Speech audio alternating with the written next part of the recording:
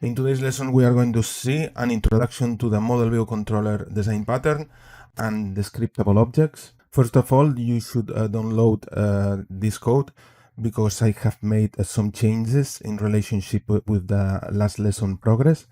And the changes that I have done are these. What I have done basically has been, instead of using the update method to update all the game elements, I have created just an abstract method that all the classes that inherit from avatar should implement. That is update logic. And inside this update logic, I have placed what it was before in the update method. Okay, so if you go through all the instances of player, NPC, enemy, bullet, you will notice that the logic of the update has been moved to the update logic.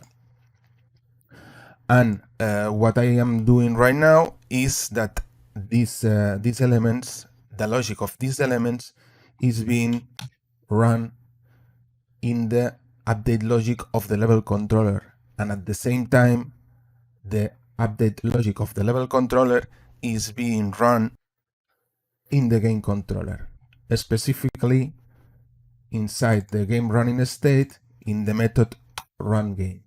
So in this method I am running the logic of the player and the logic of all the elements that are in the level controller. Okay, so here I'm running all the logic of all the elements that inherit from avatar, and also all the logic of components that also had logic in the update, like it was the patrol waypoints component, the area vision detection component, and the rotate to target component. The reason why I have done that is because by this way we have only one thread to control, okay, instead of having multiple threads. This helps in order to check if something is wrong, to detect performance issues. And in later lessons, specifically in the lesson related to the job system and the entity component system, we will see that thanks to this organization, we would be able to use the job system and the entity component system to improve the performance of the whole game. So back to the lesson, we are going to be introduced to what is another design pattern, that is the model view controller. And the official definition reads like this. The model view controller, also called MVC, is a software design pattern commonly used for developing user interfaces that divide the related program logic into three interconnected elements. This is done to separate internal representations of the information from the ways the information is presented and accepted from the user. Okay, in short, for this design pattern, we can identify three parts. The part of the model, that is the data representation, the part of the view, that it's how it is displayed the data and retrieved the user input, and the controller, that is the software logic that processes the data with the input. So why we need this design pattern? What's the goal of this design? Where we can apply this design pattern? So in order to try to understand it, let's do an example. Let's suppose that we have developed a game for desktop Windows, and it doesn't meet the model view controller design pattern. All the code is just together. Okay, everything is there. No separation between the data, the controller, and the view. Everything is heavily interconnected. Okay, so our game is a success, and we are asked to make a port for Nintendo Switch. Okay, so now we will have two duplicate projects sharing a lot of code. Okay, we have our Windows game, and now we have our Nintendo Switch game. The code of they are sharing a lot of code, so you are duplicating the workload, because the bugs that you could detect in either of these two, you will have to replicate them fix them in the other part. Just go further and think about what has happened with Resident Evil 4. Resident Evil 4 has been ported everywhere, including VR. Okay? So just imagine that your project also needs to be ported to VR. So we have yet another copy of the same project with bugs that would need to be fixed in the other copies of the project. So you can start to see the pattern, the problem here. So to try to deal with this issue, the model view controller design pattern helps out in order to manage the whole thing. Because what we have with the model view controller design pattern is that we are separating the data, the logic that processes that data, from how it is presented that data to the user.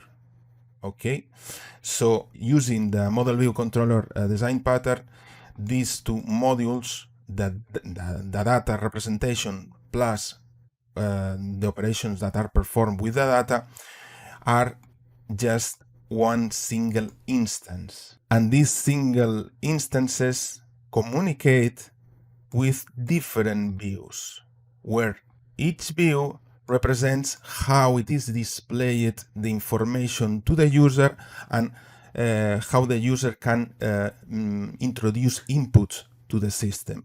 So each of these different views deals with the presentation of the information to the user, plus getting the inputs from the user. If we happen to detect some bug, if it's connected this bug either with the data representation or the controller logic, once we fix it at this level, in all the different projects, it will also be fixed. So now we are going to try to do an example of a model view controller design pattern. And we are also going to use the scriptable objects that offers Unity in order to do the whole thing. It's not necessary to use scriptable objects to apply the model view design pattern, but we are going to take this as an opportunity to also introduce the scriptable objects. So the official definition about the scriptable objects reads like this. A scriptable object is a data container that you can use to save large amounts of data independently from the class instances. This is useful if your project has a prefab that stores unchanging data that is attached to a monobehavior class. One of the main use cases for scriptable objects is to reduce your project's memory usage by avoiding copies of the data values. So as I have said, we are going to use the scriptable objects just to define data structure, the model. So we can use it to apply our model view controller design pattern to isolate the data from the view that is the class instances. So what we are going to do now is to use the scriptable objects to define the item data type for our items. Why we are doing this? Because we want to have the data definition of the items as the model, how they apply to the characters as the controller, and this to be independent from the item instances that would be the view. The advantages that we will get a centralized data system, the model, that will allow to modify the properties of the items without modifying the game object instances, the view. Let's do it together. Okay, so let's go to the Unity editor, and we will separate the data definition of the item from its view definition. First of all, we are going to create a new folder in this path. So in scripts, we are going to create the folder model.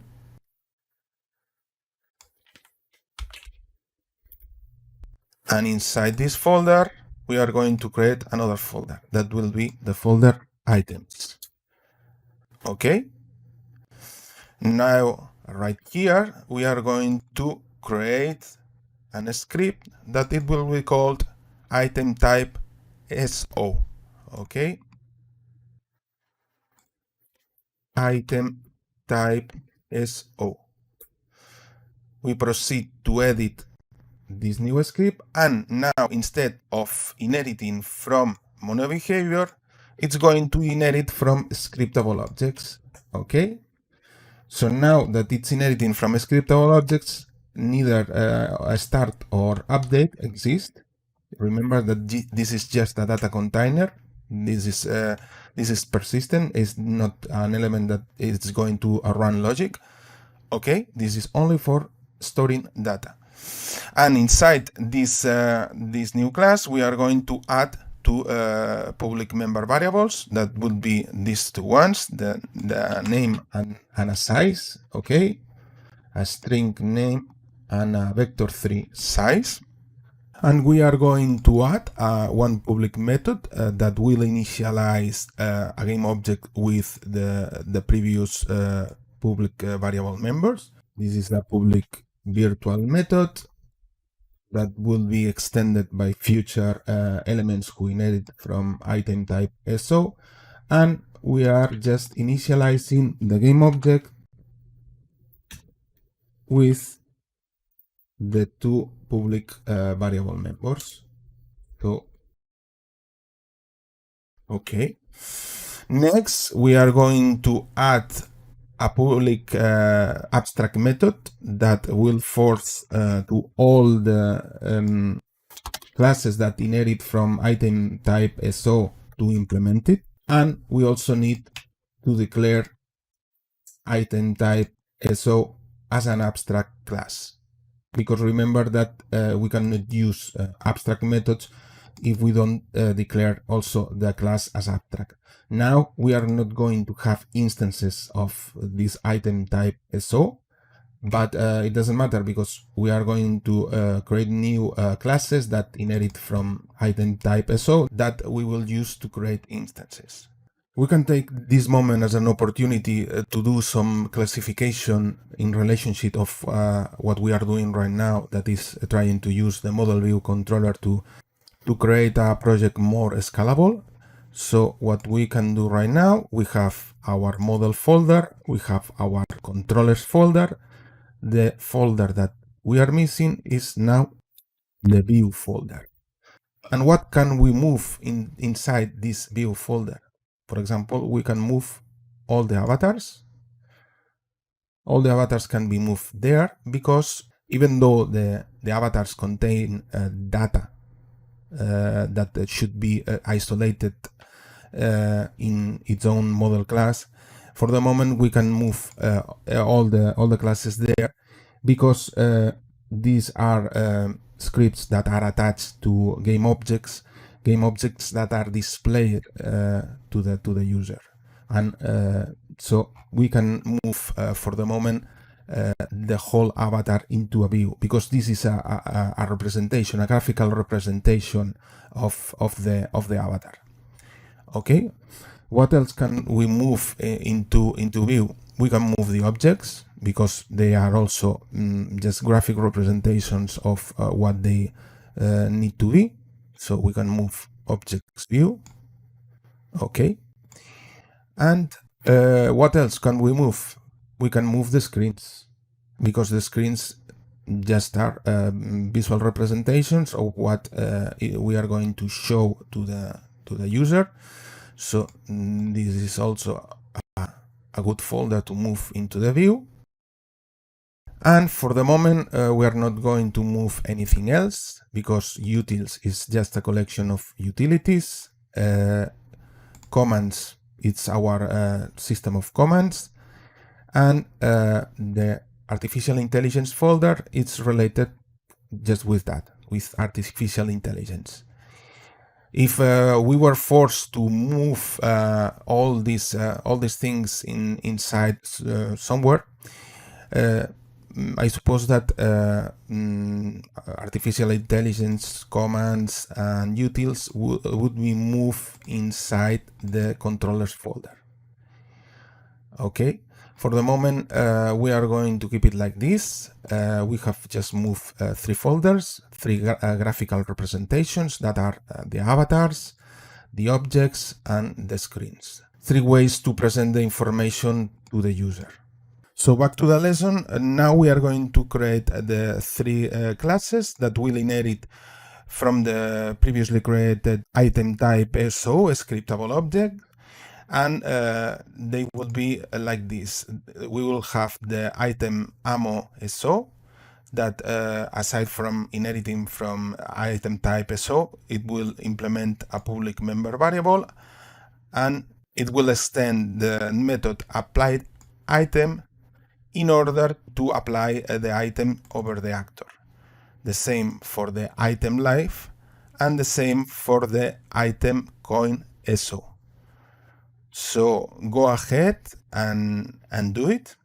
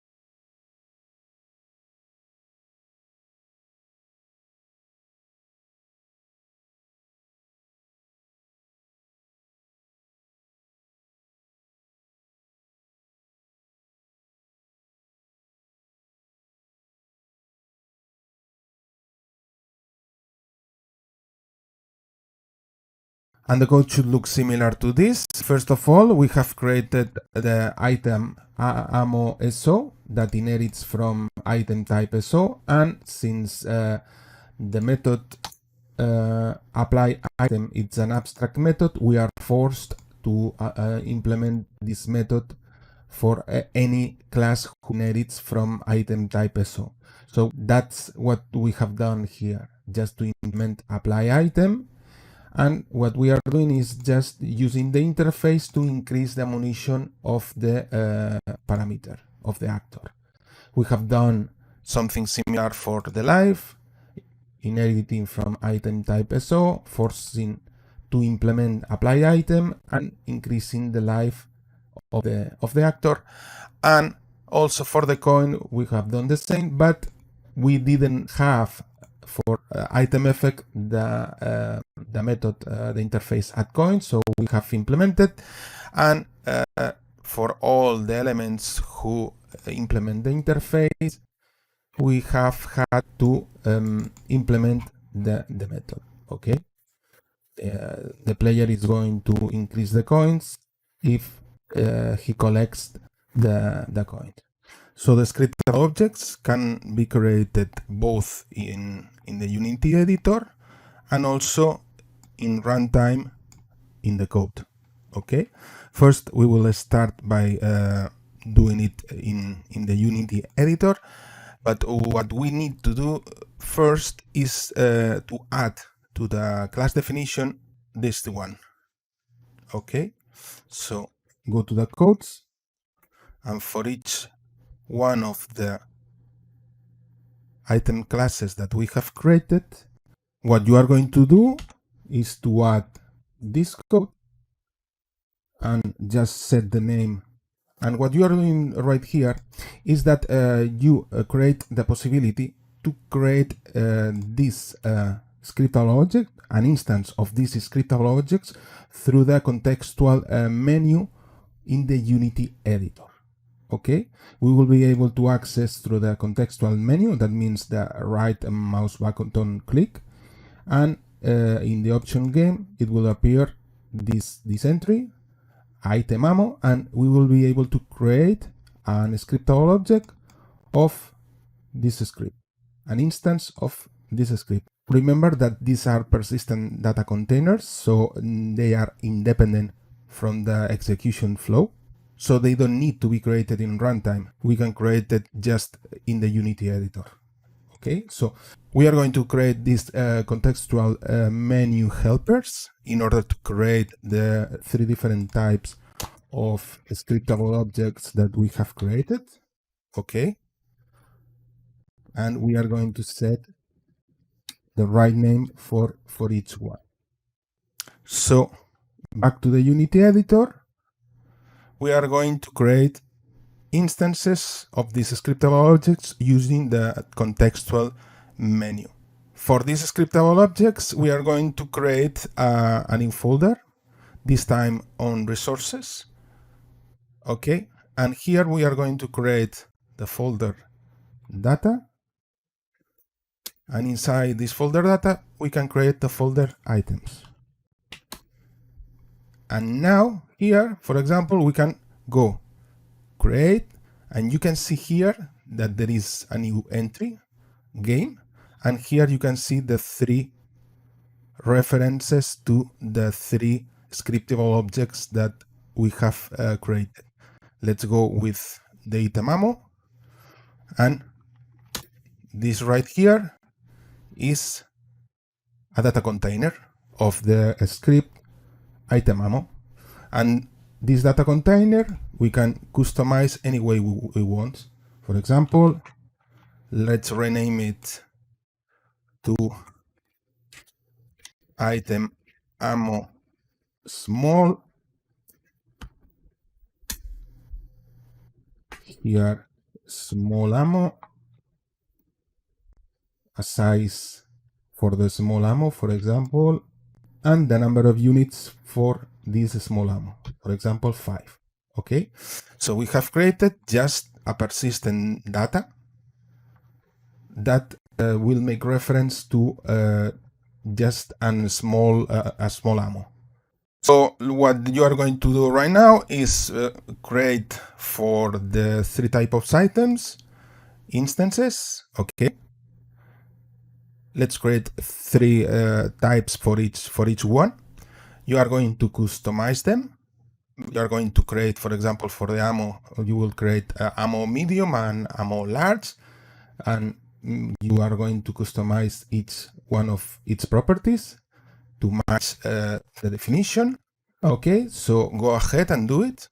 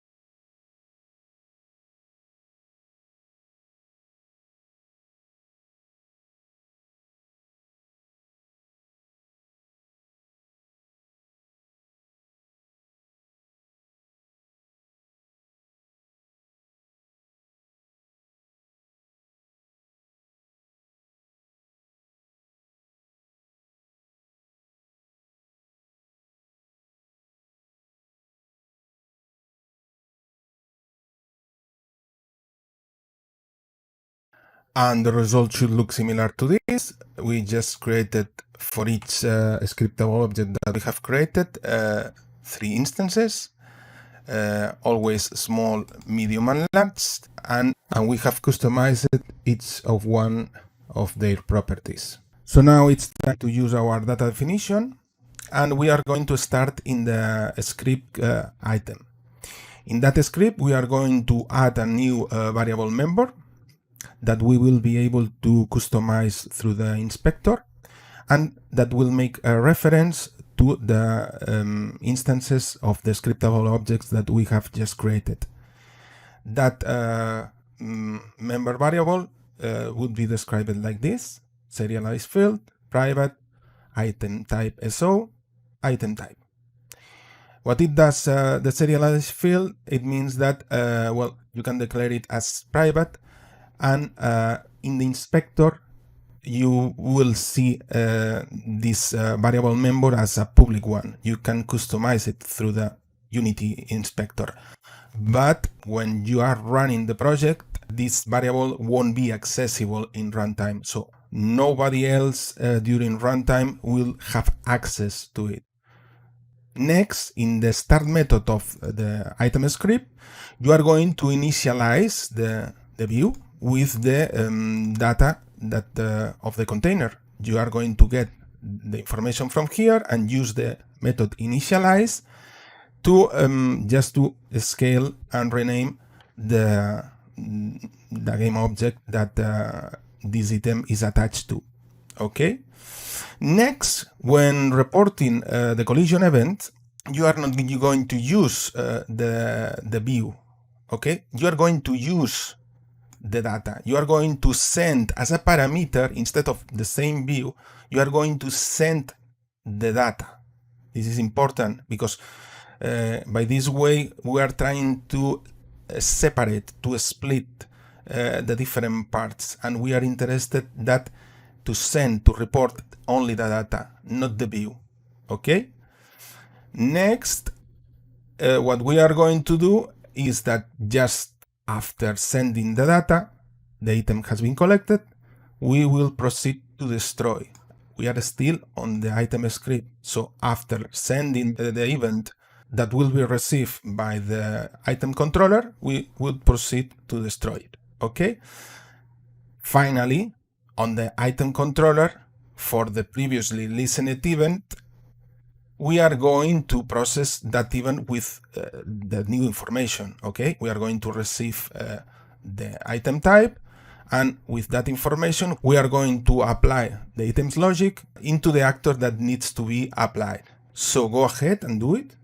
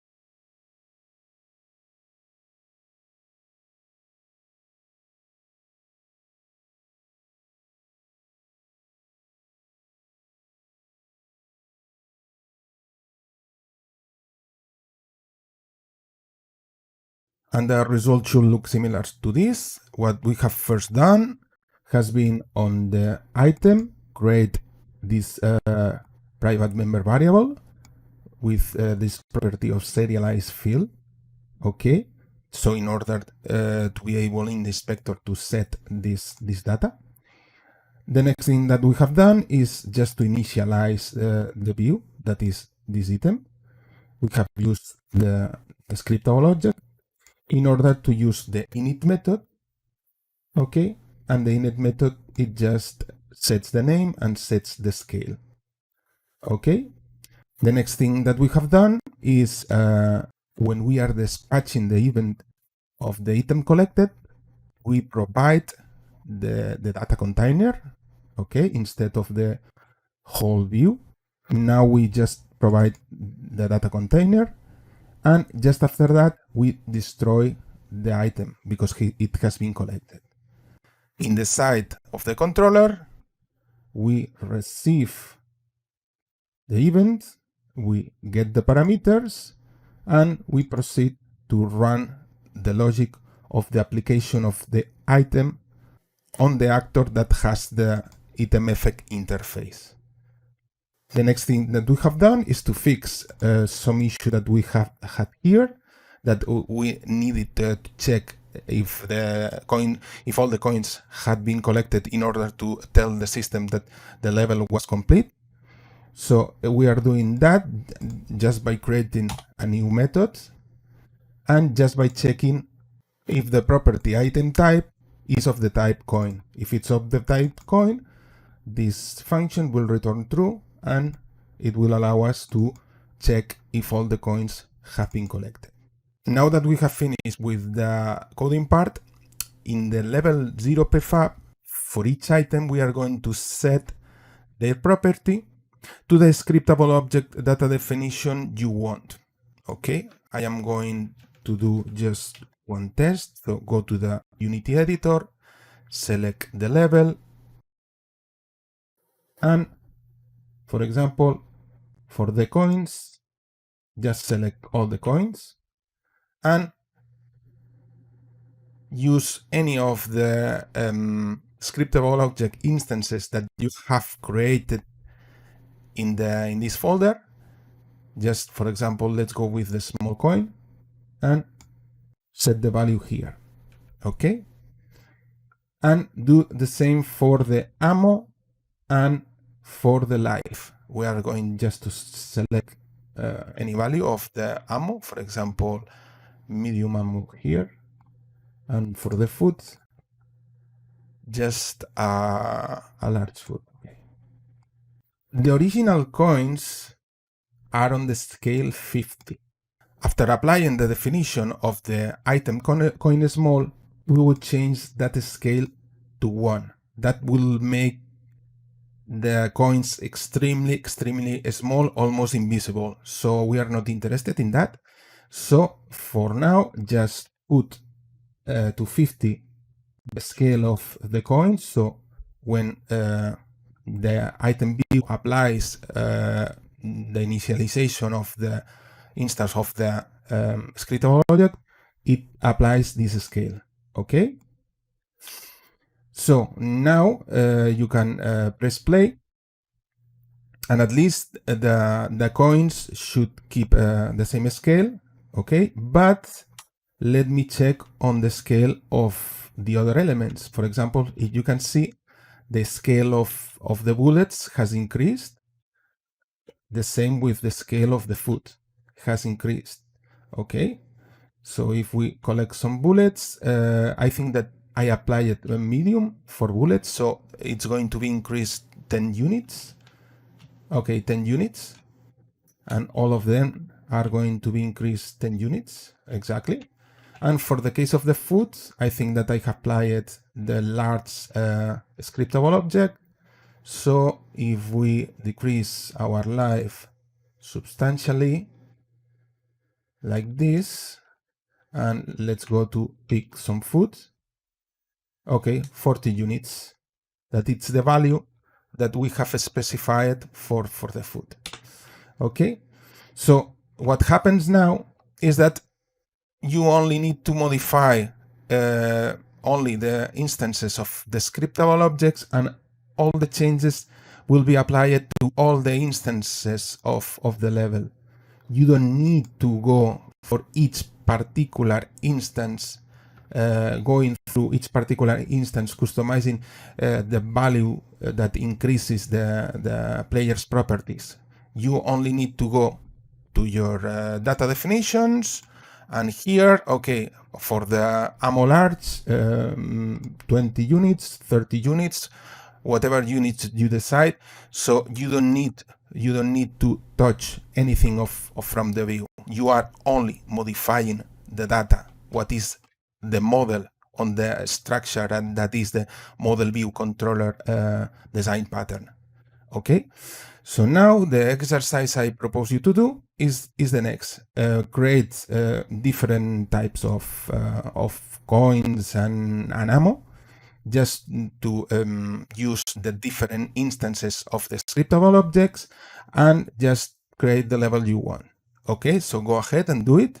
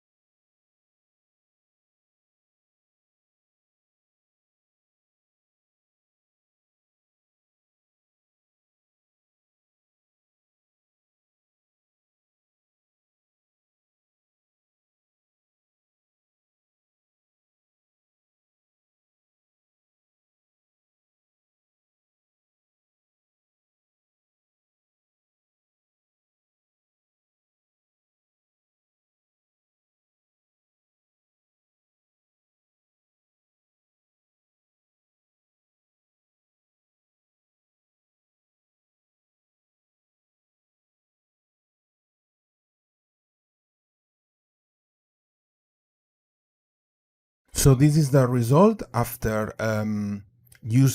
creating new types of collectible items. and applying the system that we have just implemented. As you can see, this is the medium size coin. This is the small size coin. This is the large size coin. Maybe it's too large. So what we are going to do, it's too large for also for the ammunition. So we are going to adjust the sizes. So let's go directly to the scriptable object instances, and we are going to adjust the size. For example, we don't need to make it so large. Maybe it's enough with maybe 2. No, even smaller, maybe 1.5, 1.5 for the medium 1, and for the small maybe 0.7. We do it for all the elements.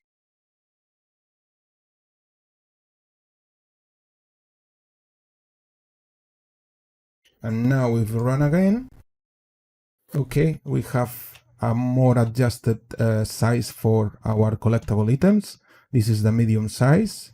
Okay, this is the small size coin. This is the large size coin. Okay, so this size are more acceptable. So what we have just done is just to change the data, the model, through the scriptable object instance. Okay, and just after changing that data, everything has been applied to the all the elements. Okay. An important property that the scriptable objects has is that they are independent from the scenes. Just remember, they are just data containers. Just think about them about files where you store data, like XML files, like text files. They are just data container resources, so they are independent from the scenes. That means that if the scene is unloaded, they will still persist in memory. Okay, so we could use these scriptable objects to store data that we want to keep between different scenes. So what we are going to do is that we are going to convert our item controller to from a mono behavior to a scriptable object. Why? Because this is a good candidate to keep in memory to store all the information related to the items. Okay, so what you are going to do, we are going to do it together. Okay, so let's go to the code and let's go to the item controller. So right here, instead of declaring as mono behavior, this is going to be an scriptable object. And also, right now, you're not going to find it in the scene. And what you are going to do is just to create it like this.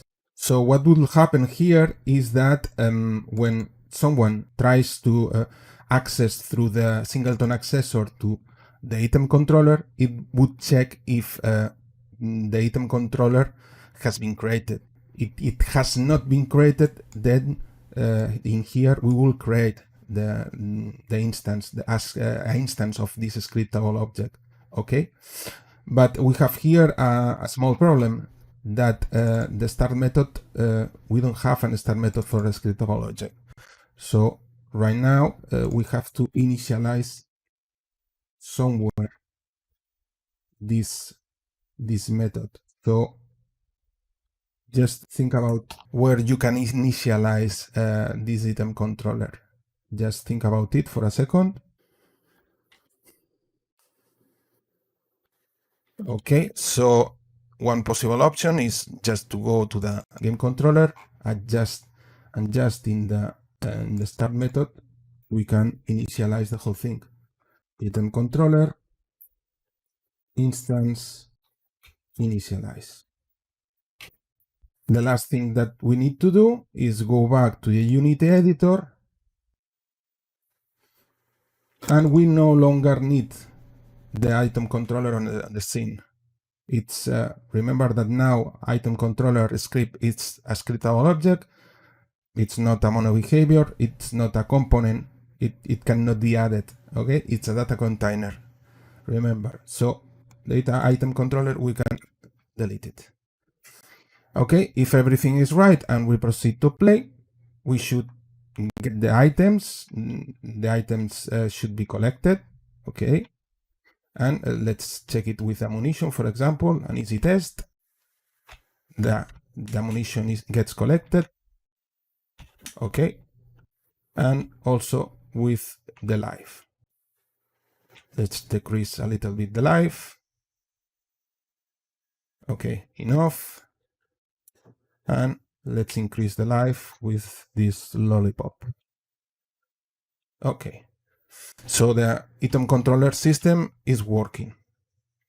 Okay, as a final change to better differentiate the item controller from normal script to a scriptable object, you can refactor the name and add the extension SO. So it understands that it's an scriptable object. Okay, go again into the Unity project, press play, and you should still get the same behavior. Okay, collect ammunition, collect life.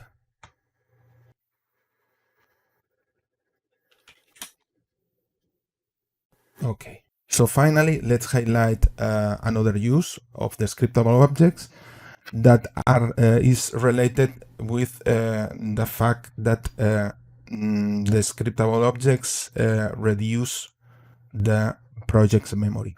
Okay, we can use this feature in order to parts of the system that don't need the functionality of mono behavior to work, we can convert them to scriptable objects to reduce the load of the memory. A good candidate for that would be the system event controller. So we can change the system event controller from mono behavior to scriptable object. Okay? Since the scriptable objects are not mono behavior, they cannot be used as components of game object on the scene. We need to remove just the game object system event controller from the scene because we would be working with scriptable objects. So go ahead and do the changes to convert the system event controller from a mono behavior into a scriptable object and test it. So go ahead and do it.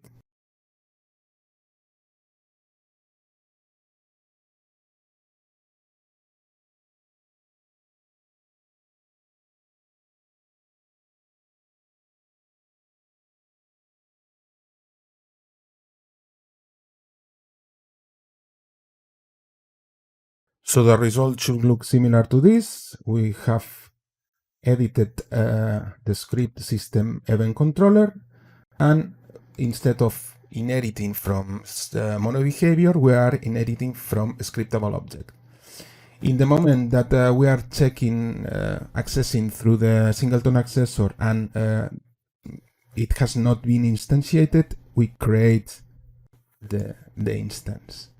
Okay, and the final thing that we have done, since the scriptable object don't depend on anything on the scene, the reference that we had on the scene of system event controller, we have deleted it.